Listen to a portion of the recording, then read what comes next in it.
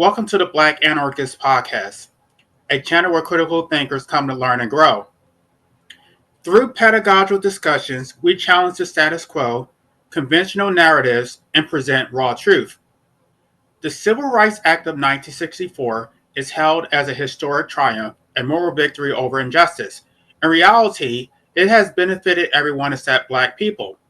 Lyndon B. Johnson, the president who signed the act into law, was a virulent racist who famously stated, "I'll have those N-words burning Democrat for the next 200 years." His motivations were not rooted in justice, but in political strategy and maintaining control. Southern states with their Jim Crow laws were making it difficult for goods and services to flow freely across state lines. Businesses could not efficiently operate with segregated facilities. The federal government stepped in not necessarily to liberate Black people, but to streamline the economy. The Civil Rights Act of 1964 was passed under the Commerce Clause, not the 14th Amendment, proving it was never about justice. It was always about money. The federal government wasn't concerned with civil rights.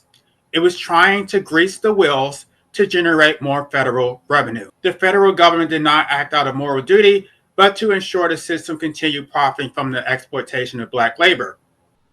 This wasn't a fight for equality. It was a calculated move to keep commerce uninterrupted and capital flowing at our expense. Integration, rather than bringing economic empowerment, facilitated the exploitation of Black labor by both state and federal governments. While a few token individuals have excelled, their success does not negate the systemic challenges faced by the majority of Black Americans. Wages have remained stagnant, opportunities are still restricted, and the racial wealth gap endures.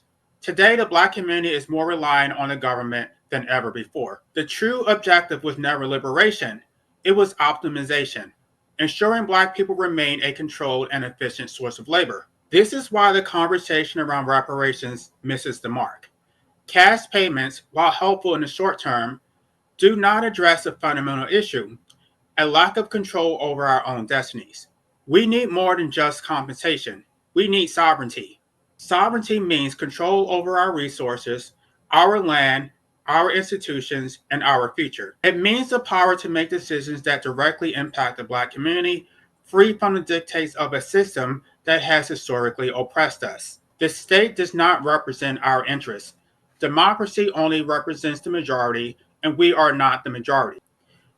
We are resident aliens stripped of ownership, autonomy, and control, economic captives treated like children under a system designed to keep us in check.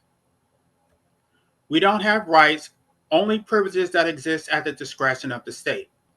Without sovereignty, we will remain tools in someone else's machine, forever laboring, never owning, never free.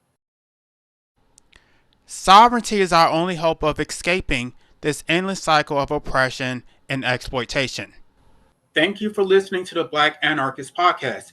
Be sure to like, share, and subscribe. The struggle is real and the fight for liberation is far from over.